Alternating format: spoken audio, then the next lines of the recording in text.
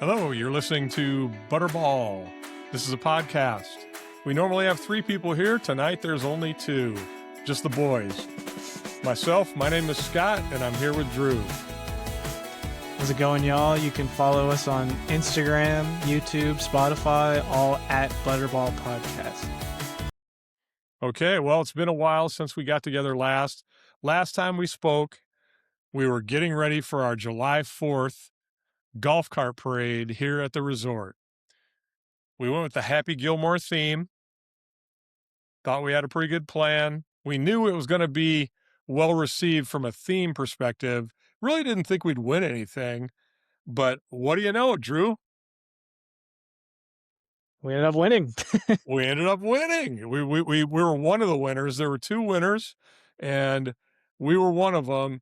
What do you think, though? I mean, we got there pretty early. I think we got the early view of the judges, and I think that kind of swung it in our favor a little bit.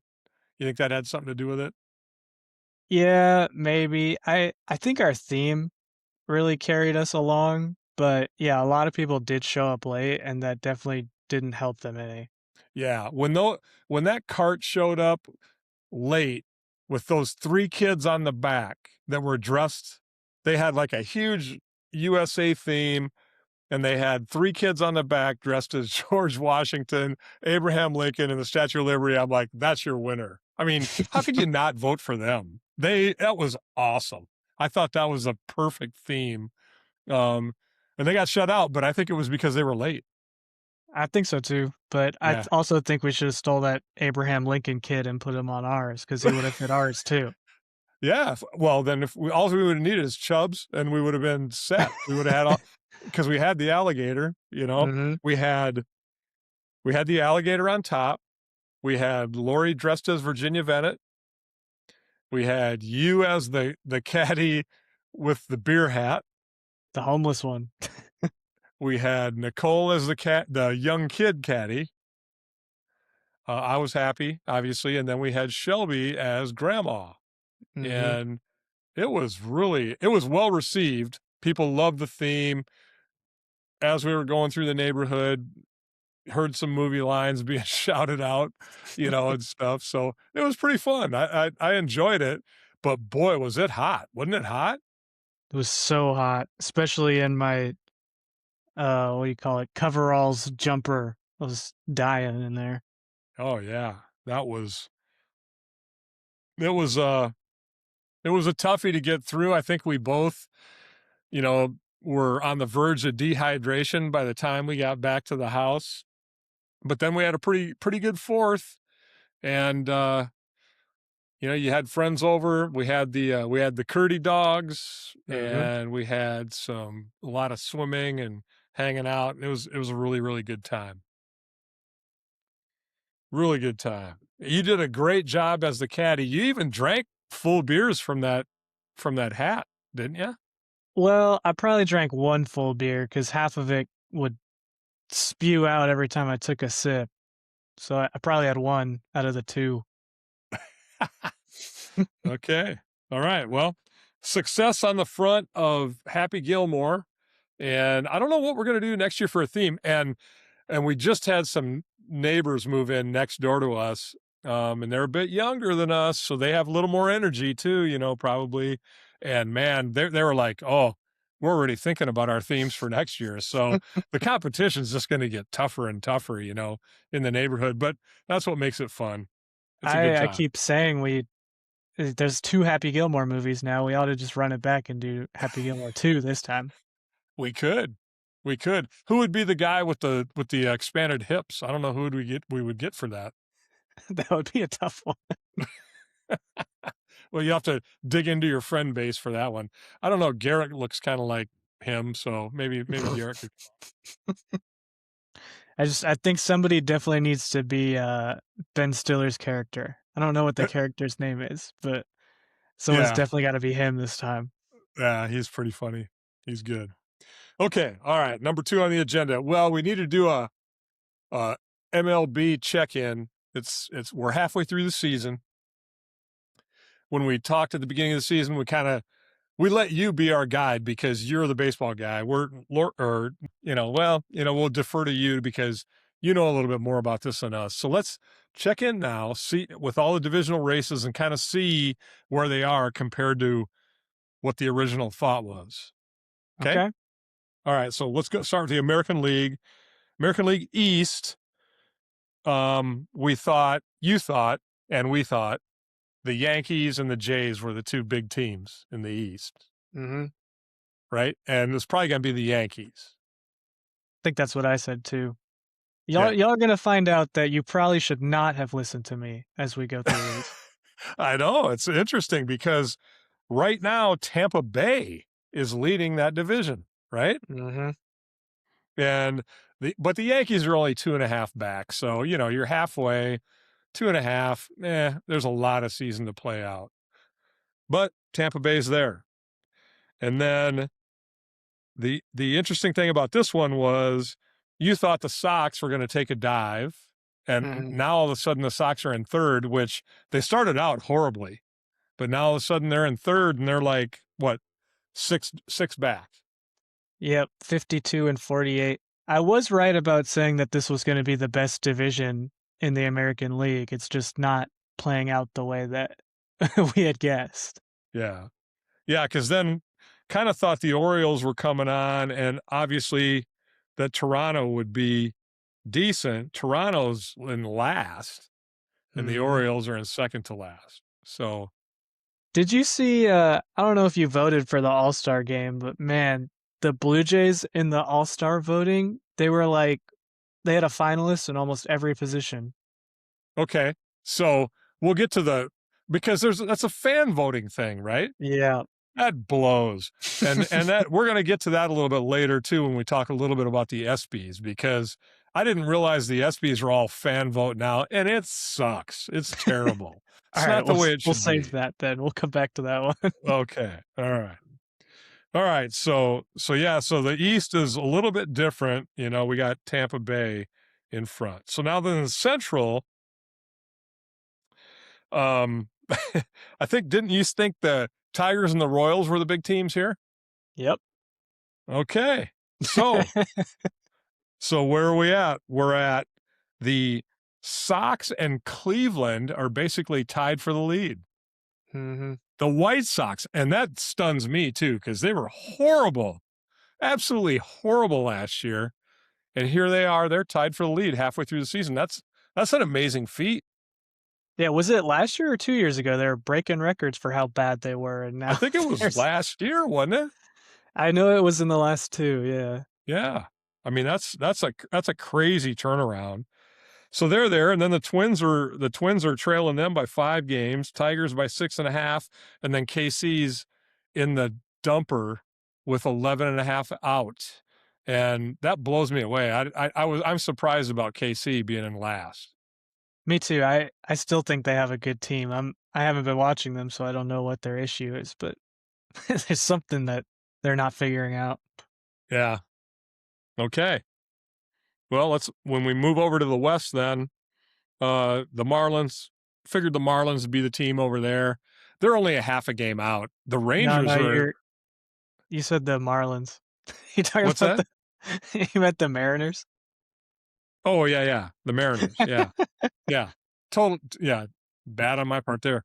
Uh, yeah, the Mariners. Yeah, we said the Mariners, and we figured the Mariners would be a really strong team, but they're only a half game out. But, Texas is kinda surprising because 'cause they're leading that division right now. Mhm.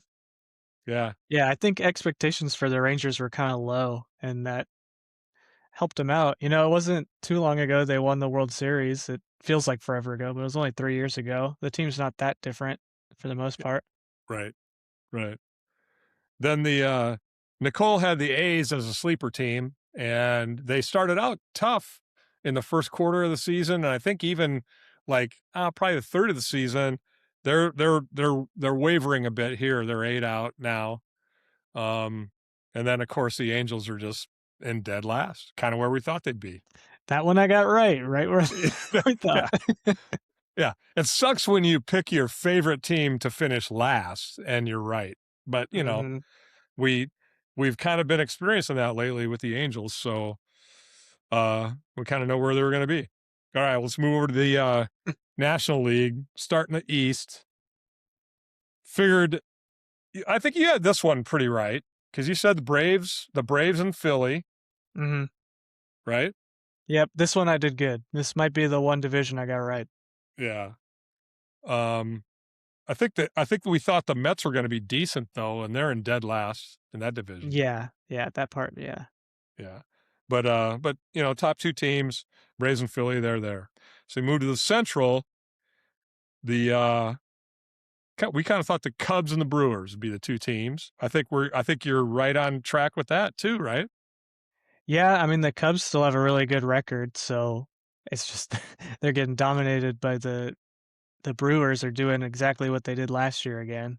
The Brewers and their 104-mile-an-hour fastball thrower. He's kind of Mizorowski? yeah, Yeah. he's set a tone there, and so they're kind of feeling dominant right now, and they are. I mean, they're up by 6 halfway through. That's a pretty good lead, you know, but lot can happen in half a year. The rest Mhm. of the teams are 10, 11, and 16 out. So the Reds we kind of thought would be that was a team where Nicole said they're a young and electric team, but their electricity must have disconnected because they're in dead last right now. So Yeah, I don't know what article she read. I wasn't buying that one either. well, they had Ellie De La Cruz, so you know, I mean, they were people kind of thought, hey, you know, maybe they're an up and comer. I don't know, but I kind of did too. But dead last, and then the West. I think no, we got this one right. Almost. Yeah, except for the Padres. I mean, the Dodgers are dominating this division like Mhm. we thought they would. Pretty It's much. already over, only halfway through the season. They're double digits up, almost what 11 and a half up. So, Yep. but the big surprise here is that the Padres have dipped below the Diamondbacks. Mhm. What's going on there? I mean, hey, the Diamondbacks aren't bad. It's the same thing I was saying about the Rangers. They were playing them in the World Series 3 years ago. It's still the same team. Um, so I don't think it's so much that the Padres are bad, just that they're in a tough division with the Diamondbacks and the Dodgers. Yeah, and then you got San Francisco and Colorado, 22 and 23 games out, and they're just kind of playing ball, I guess. Along for the ride. Yeah, yeah. I don't think they're gonna do anything, and they're this is when they start going, well, you know, all the players are looking at like, well, how do we set ourselves up for next year? You know, the guys are getting old. What team am I gonna get with the next and stuff? Because I know they're gonna retool and yeah, so it's probably gonna be kind of crazy with them. But all right. Well, but hey, you never know how the second half's gonna go. You know, things might come back to where you originally projected. We'll see. So we'll keep checking in. Yeah, there's still a chance. There is. All right, well, let's talk a little bit about World Cup. World Cup, uh, you know, it's not like we were following every round and every game. It started with 48, you go to the round of 16, round of 8, boom, boom, boom. You start getting through it all. And, you know, the big thing I was excited for was the USA game. You know, the Mhm. USA when they were in was it the round of 16? And it turned out to be a huge dud. It was. I Did I you? was at a I watched it. I was at a bar because we wanted to go out and, like, you know, experience it with everyone else, and it was just a letdown. Oh The my everyone God. went crazy for the game tying goal, and then after that, it was just all downhill. Yeah, I mean, you figured, well, right away, Belgium scores, and you're like, shit, they scored like 8 minutes into the game. That never happens in this level, you know, because these guys dink around with the ball forever and, you know, whatever. So they made it happen in 8 minutes. You're like, oh, shit. Well, then the USA comes right back and scores. You're like, oh, all right. Well, okay, we got to get ourselves a game. And what was it like 2 minutes later? They scored again. Yeah, It, wa- I answered thought I was immediately. all of a sudden I thought, well, it's kind of good. Maybe it's almost like hockey. Well, it's just kind of exciting, you know. But then after that they got blasted, and it was just a beatdown and a disappointment. And for me, who's not an avid soccer watcher, I'm probably not giving the respect to the USA team that I probably should because they're obviously good. They were in the round of 16, but Mhm. man, you know, when you get there and then just lay an egg. and then like the one play that when the goalie came out and got totally, tripped over his feet or whatever he did, and the guy just scored right there to make it 3-1. You're Yeah. like, oh God, this is ugly. And then you knew once it's 3-1, they got no chance. That's the thing that kind of sucks about soccer, I think, is 3-1 hockey game. There's a lot of chance left in Mhm. that game. A Even with a 3-1 minute soccer left. game, huh? Even with a minute left. Yeah.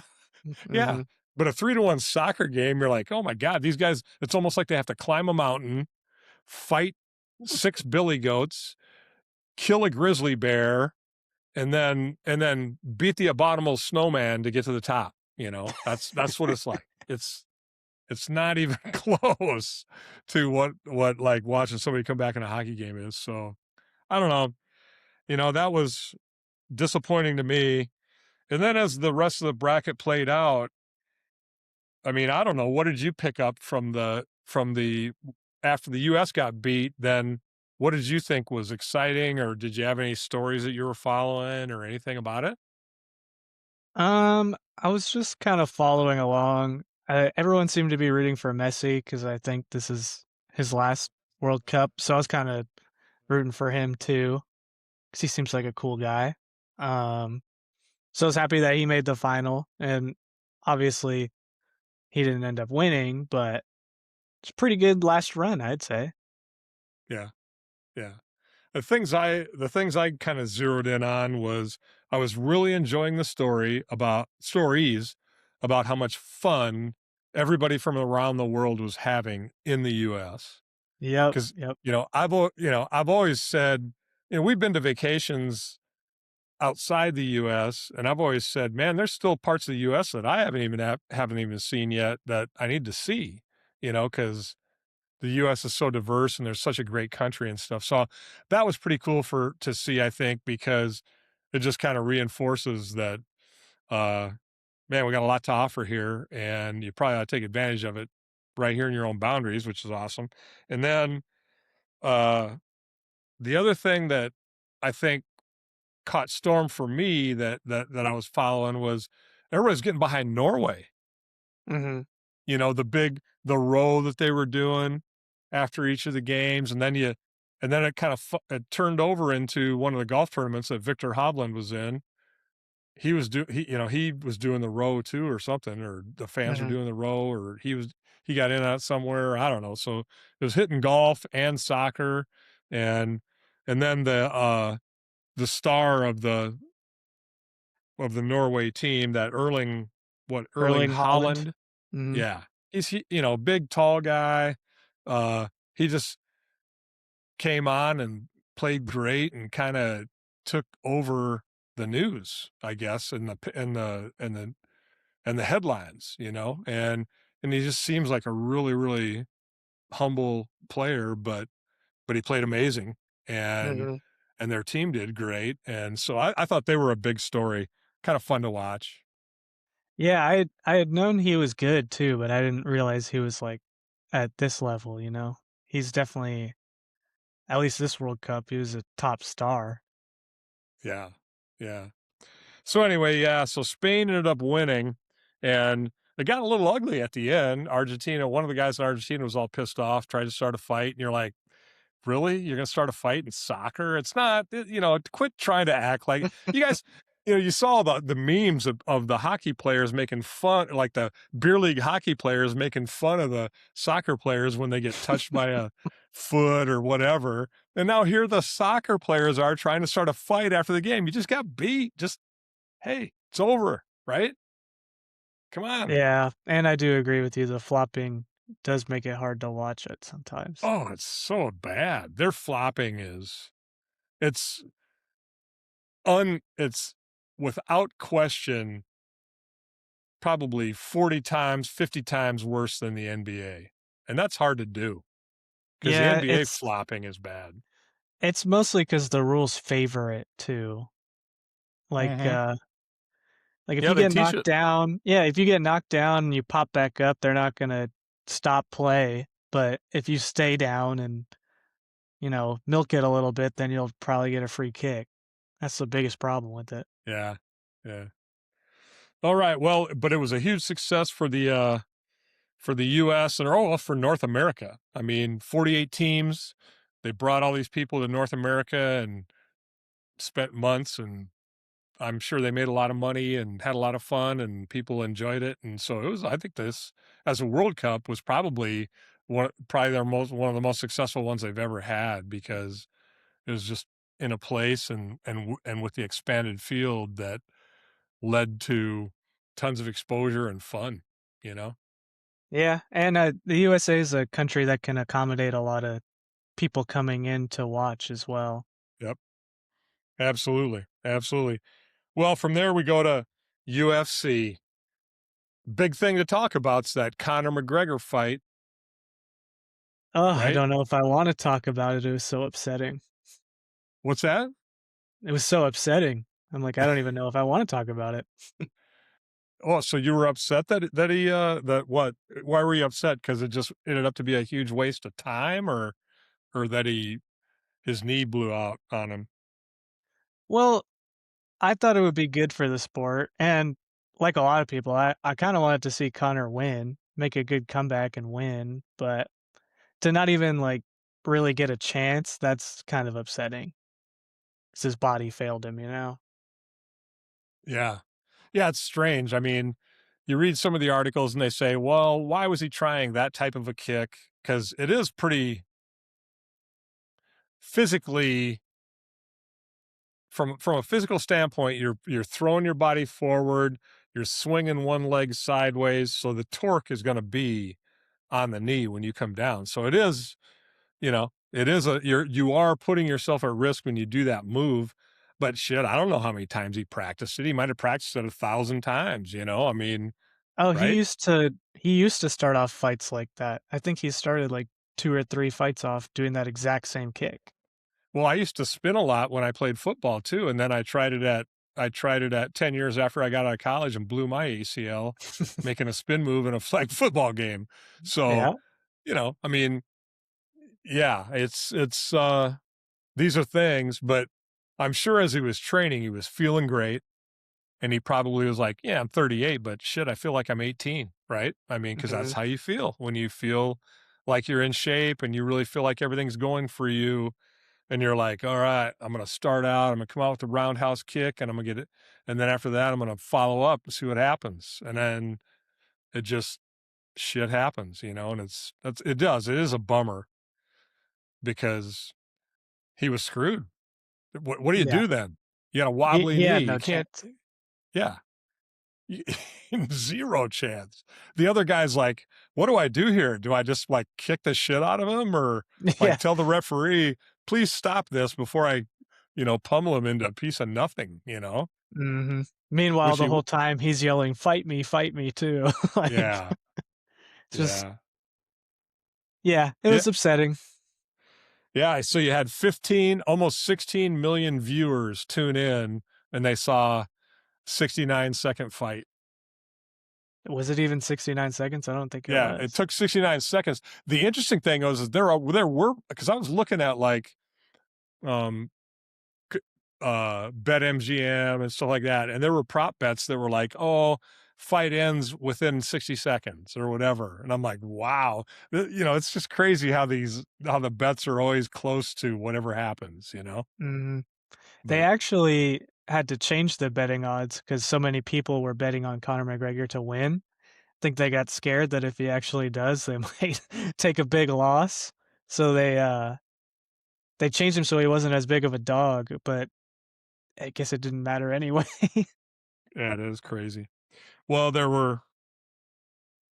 so they've had a couple, the UFC though gets huge viewership because they had 17 million viewers for the White House fights. And then his got almost 16 million views. This one did. So, man, people like to see people fight? I think a big thing too is the Paramount deal because now you pay for Paramount Plus, you get to watch them all for free. Like, I was already paying for Paramount Plus, so there's no reason why I can't watch all of them compared to before where I would have to spend $80 at a time to watch them all, you know? Um So I think viewership wise, that's definitely helping them. Whether they're making more money or not, I don't know. Yeah. Yeah. Well, the other one fight, I didn't really I didn't watch all of them, and I didn't even watch McGregor's. I forget what we were doing, but the other fight that I was kind of interested in was the Paddy Pimblett fight because the Mhm. last time I saw him fight, he was a badass, and I was but I don't follow these guys close enough to know, you know, is this guy really going to be a formidable force? But he kicked the crap out of the guy he was fighting too, right? He did. Yeah, and that surprised me because that Benoit is a former, like, special ops, uh, soldier from France. Like, he's a badass, and Patty was just coming off of getting his ass kicked by Justin Gaethje. So I really thought Benoit was gonna win, and then Patty went out there and submitted him in under a minute also. So that was nuts. Yeah. So then he's looking to fight Gaethje again, right? No, I think the plan is for Patty to probably fight Ilya since Ilya lost, and Patty fight him, and then the winner fight Gaethje if he doesn't Oh, retire. okay. All right. All right. Well, that's been good. I mean, that was good stuff. I mean, it's good stuff. It's good they had a long card. But but the McGregor fight was disappointing. Now he's got to battle back. He tore his ACL and he tore his meniscus. Um, he's what is he? 38 now. He was 37. Now he's gonna probably be 38 Probably, yeah. in the next several months. So by the time he recovers, he's 39. Is there really a path for him to fight again? He's already said he'll be back next summer, so we'll Oh, see how yeah, that okay. goes. All right. Well, it took him 5 years to get ready for this one, but so you're gonna come back from I mean, you can recover from ACL and meniscus in a year, I get that, but to be, like, fight ready and ready to go, again, against guys that are 15 years younger and can take a bigger beating, you really Yeah, think he's I gonna be don't able to know. do it?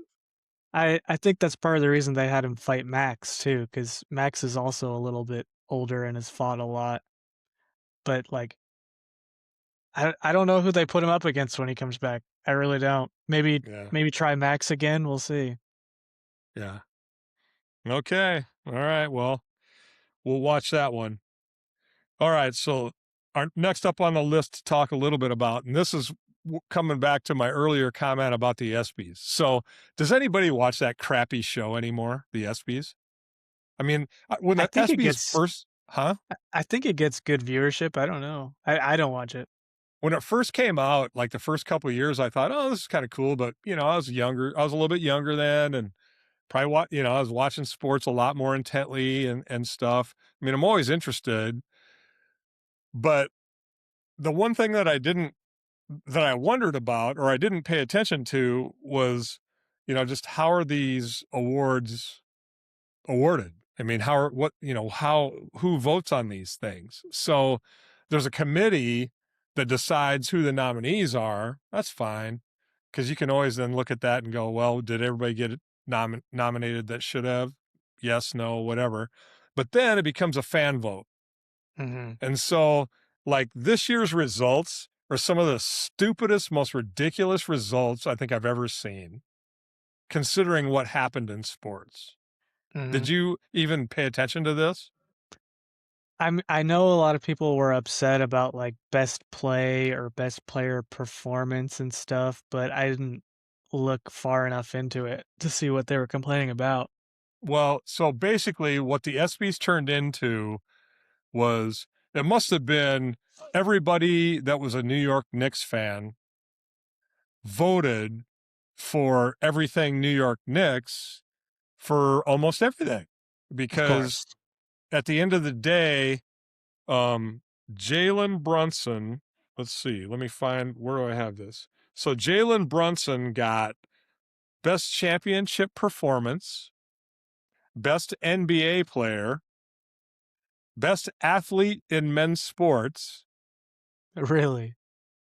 and then the Knicks got best play and best team.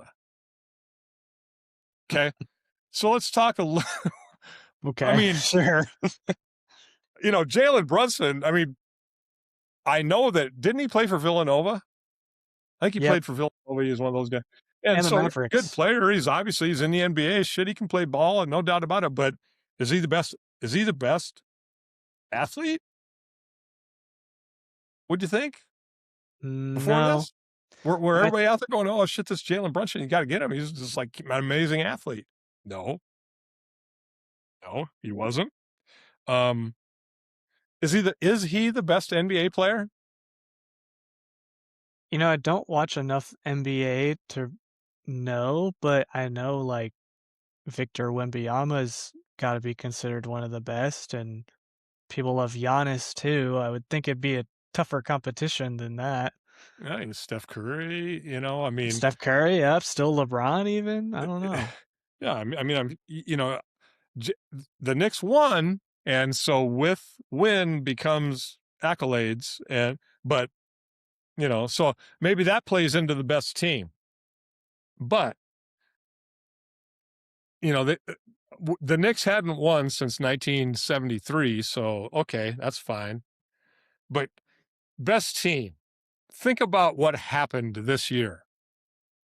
The USA Olympic hockey team won gold for the first time since 1980 when they won gold over the Russians. And you're just like, where are all the hockey fans in all this, man? You're letting the NBA New York Knicks fans vote for this, but I didn't vote either because I didn't know that this is how it's done, but that's a huge miss. Here were the teams that were up for best team. Best team, the teams that got nominated were the WNBA Las Vegas Aces,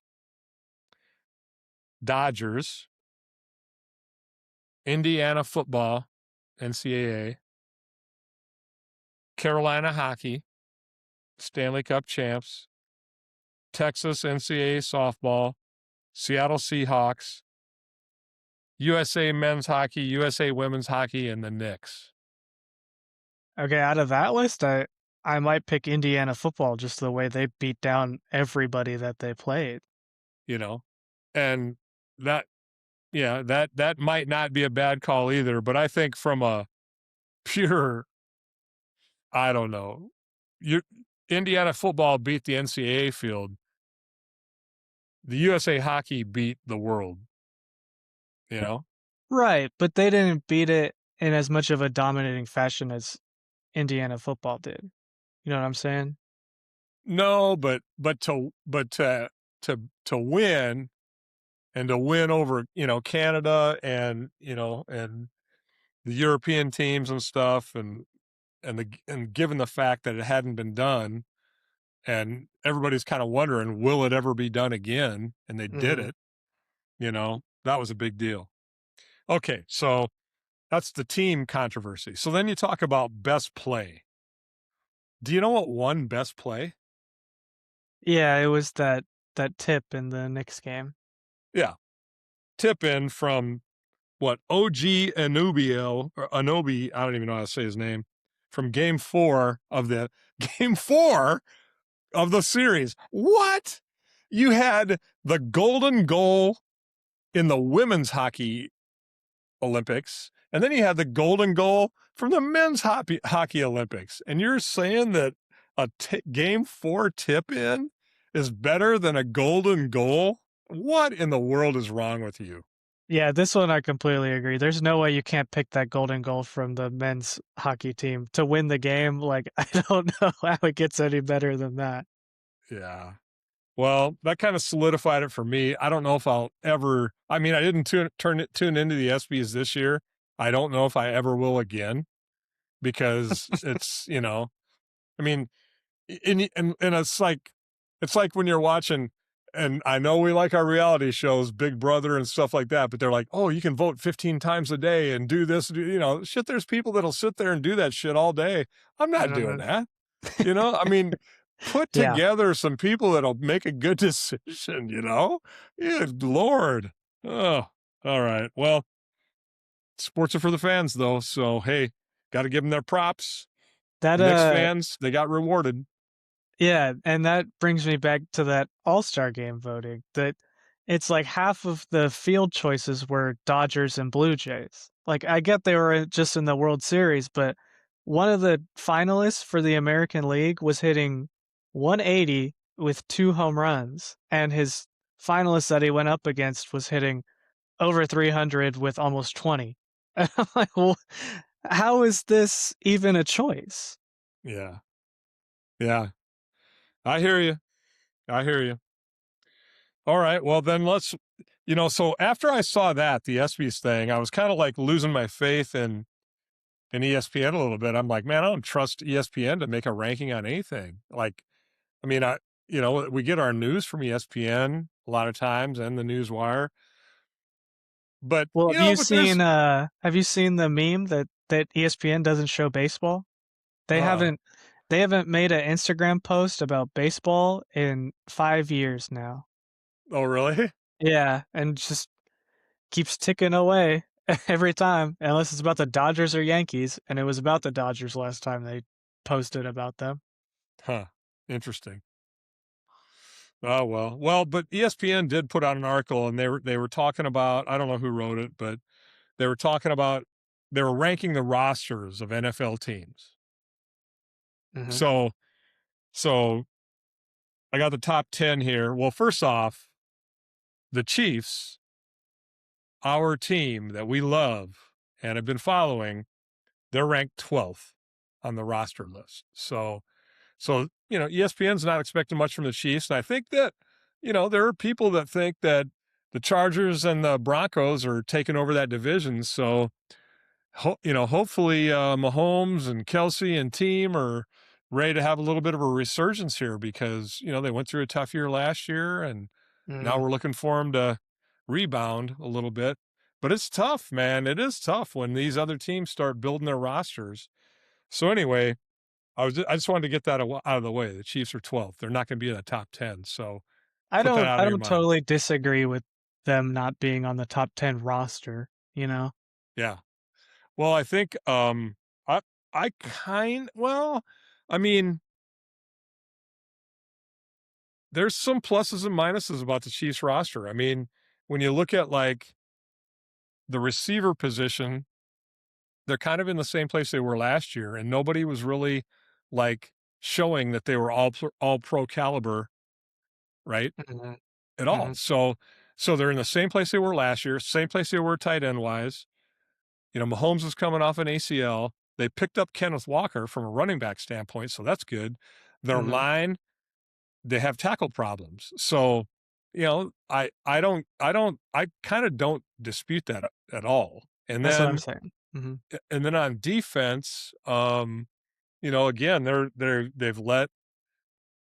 they let some of the DBs go, so they're going to go back to young DBs, and you're really relying on your defensive line, and they have to produce, and your front seven, which I believe is the right way to go in the pros anyway, but they got to do it, and so they're kind of this is kind of an area where, well, you don't know, and then injuries will come into play, and we'll see where things shake out. So, I don't dispute that because who says the 12th ranked roster in the NFL can't win the Super Bowl? They can, Right.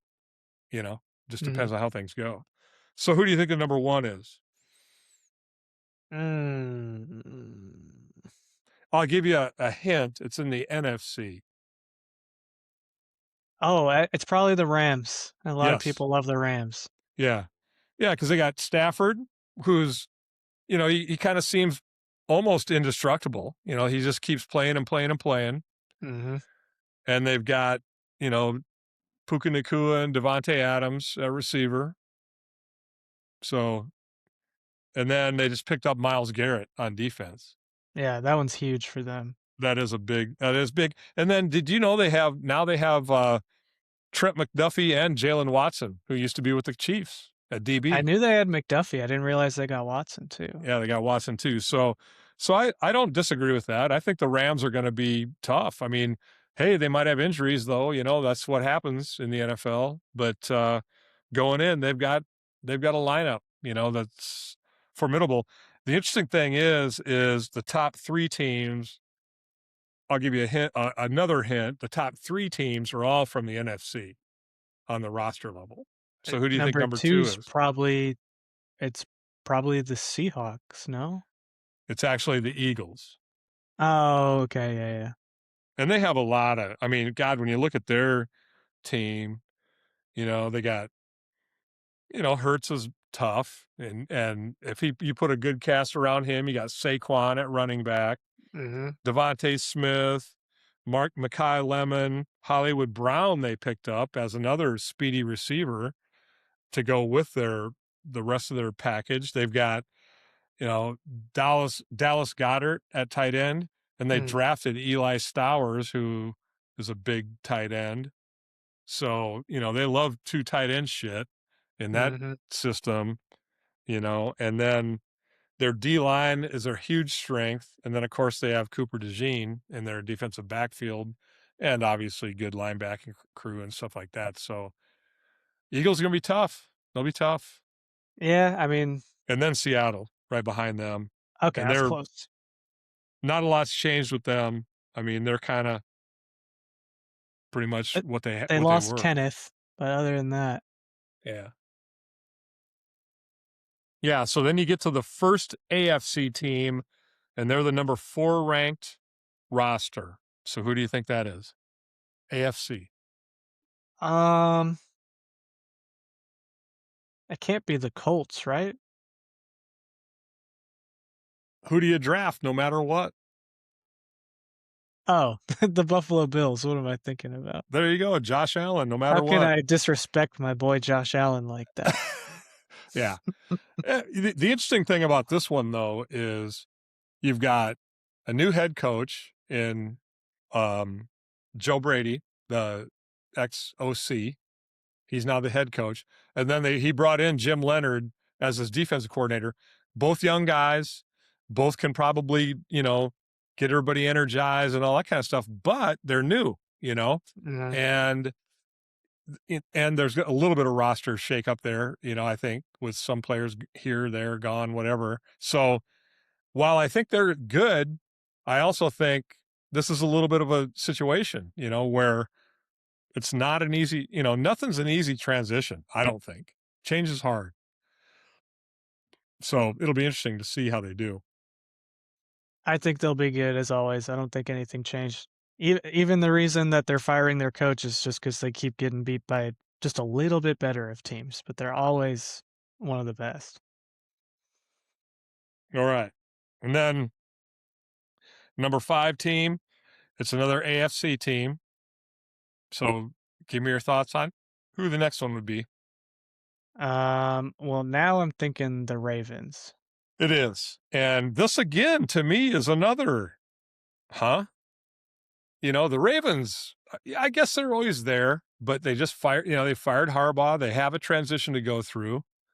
Mhm. You know, they're going to come in with a guy with a new system, everything. You know, this is, I don't know. They're very similar to the Bills, though. On Yeah. paper, they look great. Yeah. Yeah. All right. And then you go number 6 back to the NFC. Who would you think in the NFC is another top team? They've been here. Oh, now it's like I forgot all my NFL teams as soon as you start quizzing me. Um, maybe maybe the Niners now? Lions. Ah, damn. And I love the Lions. I just think they have a good team. But I think Campbell just overdoes it with the going on fourth down. I mean, He you does. know, He definitely does. but I love their team. I love their players. I think, you know, he gets the best out of them. So, you know, it's his choice to go for it on fourth down and do all that, you know, and they're either going to live or die by it. Yeah, I agree. I thought they were gonna go all the way, last year, but maybe they'll figure it out this year. Okay, and then 7, 8, and 9 are all AFC teams. AFC. Mm, probably the Patriots would be in there, I would assume. Patriots are 7. Mhm. Then now the Colts. I feel like they're in there. Broncos. Broncos are 8. Damn. Okay. And then probably is it the Chargers? You said the Chargers earlier. No, then it's the Texans. The Texans, really? Yeah, Yeah, I guess on paper they do look pretty good. you know, they just quietly make the playoffs and get themselves ready to roll. And if they keep improving, because they were young, right? Weren't they a young They team? do Haven't have they a been? young team, yeah. Yeah. So yeah. So and then at 10 is the Packers. Packers are Mhm, 10, and then the Chiefs are stuck at 12. So we'll see. I mean this the way this is looking is obviously ESPN would think the Broncos are going to win the division. mhm. And I mean, you could say that. And I again, mean, you could, but also does this take into account, like, their schedules as well? no, I think this was just based on roster. Just the way their roster looks on paper? Yeah. That's what I was thinking. Yeah. Yep. Yeah. All right. Well, couple more things to talk about, I guess, since we're talking about the Chiefs a little bit. Travis and Taylor got married. They finally sealed the deal after 3 years of keeping the NFL and the world wondering, is this going to work out or not? It obviously did. And hats off to them. I mean, geez, I think it's a great story. It's funny, like when you watch social media, I mean, do you see like how many people just like want to talk negative shit and like, you Oh, yeah. know, and it's amazing to me because here's the thing that I think is most amazing. They're like, oh, well, they're, they, they're having it at Madison Square Garden, making a big deal out of it, shutting down the New York City on July 4th and blah, blah, blah. And it's like, well, first of all, you're dealing with probably the most popular entertainer in the world right now, Mhm. right? Taylor Swift?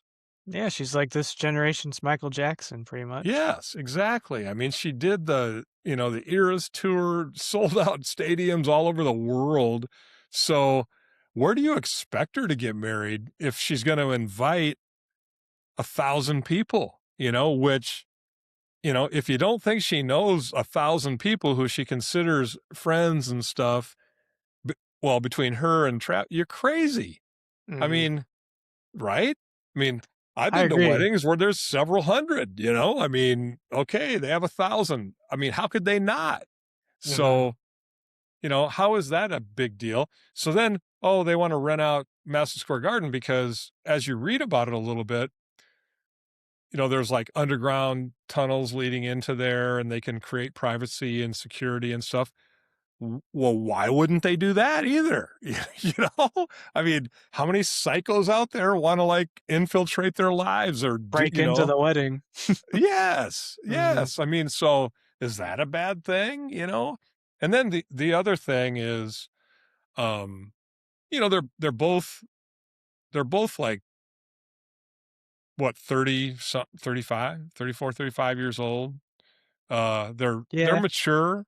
They've been through their, wild teens and 20s and they're settling in, man. I mean, they're looking at, here's the person I found. We're going to have a great celebration.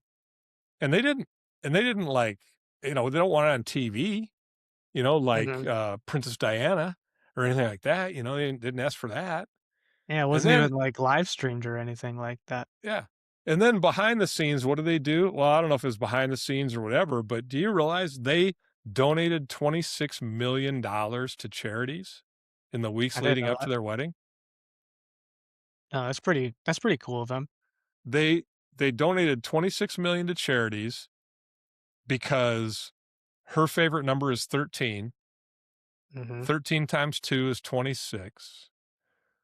Let's donate 26 million to charities. And they picked several charities, many like food banks, you know, literacy centers, children's hospitals, and all over the country. And they donated $26 million dollars as a celebration of, we're going to get married. We want to do this for the community, for America. And they did it, you know? And I'm like, and people want to like turn this into negative, like, oh, they're Madison Square Garden, blah, blah, blah, blah. And I'm like, I'm thinking, come on, you know, they're obviously, yes, they're super rich and everything. Oh, But this yeah. is America. This is how, if you can make your money, you make your money, but then they're generous and they're giving back and they obviously have hearts. And I think it's awesome myself. I don't know why anybody would have a problem with it. Yeah, I think it's just jealousy or like that because obviously we're not all that rich and people get a little upset when they see people spending their own money the way they want to. Yeah. I saw a quote the other day because, like, people are talking about money a lot, like in politics and stuff. And they're like, well, if Elon Musk would just give X amount of his money to these people to do this or whatever. And then somebody responded and said, well, you realize as an American, you, you have zero entitlement to anybody else's money. Right. Your money is your money. And so however people want to share it, they can share it. So let them do that, but don't like disparage people just because they have it, if they earned it, if they, made it or whatever they did. That's what they did. That's what America is supposed to be about, I think. Yeah. Mhm. So I think it was awesome. I think I'm glad they got their celebration in, had 1,000 people, sounded like it was an awesome affair. It would have been great to have been there because I think it would have been a lot of fun, but I would have loved to seen Adam Sandler up there chopping it up. Oh, that's So right. He officiated it, didn't he? I think yeah, I yeah. yeah. Supposedly, he did that and yeah, because Kelce said that Sandler was one of his childhood heroes, and then he got to be in Happy Gilmore too. So, hey, Mhm. you want to officiate my wedding? That's pretty Why neat. not? Yeah, yeah, that's pretty cool. All right, well, the final thing on our agenda was to talk a little bit about the NCAA football season coming up. And while we're not going to get into teams or anything like that, the big thing in the news has been this Save College Sports Act thing going on. And in our last episodes, we talked a little bit about that the Big Ten and the SEC are the two holdouts, basically kind of questioning anything and everything that everybody's presenting to the government and the government's going to present because they want to be able to make as much revenue as they want to make. So, the big thing is that you're going to have to keep watching in the news is what are they saying about that? Because what's been in it lately is the SEC. Big Ten really hasn't said much lately, but the SEC's commissioner, Greg Sankey, he's been out there talking about, well, yeah, there are people talking about maybe we should just have our own league and, stuff like that. But they're frustrated, because we just want to make sure the rules that are made are right for everybody, which is, you know, SEC speak for right for us and the way that we can Mhm. make the most money we can, and so it's kind of going nowhere right now. It's just kind of spinning, I think, in the government right now, which surprise, surprise, that's how things happen. But the one thing that is going into effect this year is the 5-in-5 rule for eligibility. Once they enroll in school, they have 5 years to play 5 years of sports. And Mhm. they can participate in 5 years. So, like in the past, you could only have 4 years of eligibility. Now you can play in five. Yeah, I couldn't you be a grad transfer before, or was a special circumstance? Well, but it was supposed to be that you you like had been redshirted 1 year and you still had 1 year to play left, Now you right? can just play 5. Now you can play 5 Mhm. at Division 1, because interestingly enough, Division 2 is sticking to you can only play 4 years, Mhm. and I'm sure Division 3 is too. So that's kinda weird that, Division 1 is kinda distancing themselves or setting themselves, again, a little bit separate than everybody else, saying, "Well, our world is a little different. You can, make money, do all this, and you can do it for 5 years now." Mhm. But there's gonna be a few changes. One of them will be, like, you could always get, like, medical red shirts if you, like, hurt your knee and could prove that, like, you weren't ready to go the next year, so they'd give you another year. So that's how guys came back for their 6th year, because they couldn't Mhm. play. That's gone. They're not gonna do that anymore, supposedly. So So that you exception, can't medical redshirt anymore at all? the medical will be gone, the regular red shirt will be gone. It'll be, you come into Oh, school, you got 5 years. okay. The only exceptions they'll supposedly give is religious. So, like, think about, like, the people from BYU that go on Mormon missions and drop out for 2 years and do that. They can come back, they'll be able to do that. Um, Military, if you're coming out of the military, then you decide to go to college, then you can play. If you haven't played anywhere in the military and stuff like that. And Mhm. then, um, for pregnancies, if a female got pregnant and couldn't play, and then now they can come back again. So those are that's how that's going to change a little bit. And then the 5-and-5 does not address transfer rules. So the transfer rule piece is something all separate that they'll have to nail down and say what's specifically going to be the rule there. But there are already, like what we talked about in the past, with people challenging the NCAA, like in district courts and state courts everywhere. There are already a group that are challenging the 5-and-5 rule because they're saying, I just finished my eligibility under that rule then, and I just got screwed. So I want to sue and have another year of eligibility. So, Of it's the course. same thing over and over again. It's crazy. Yeah, that'll be interesting. Still gonna have, I'm sure, people going to 5 different universities in 5 years, so hopefully they can make a better rule when it comes to that. I hear you. All right. Well, Drew, it was good catching back up again after a few weeks off after the July 4th and our big victory in the July 4th parade at the resort with the Happy Gilmore cart. Mhm. Next week we'll be back. Hopefully Nicole will be with us. Actually, we may be doing this from our vacation spot where we'll all three be together. I'll bring the equipment, so we can probably have an episode all together then. So until then, you've been watching Butterball. This is a podcast. We're a family talking sports.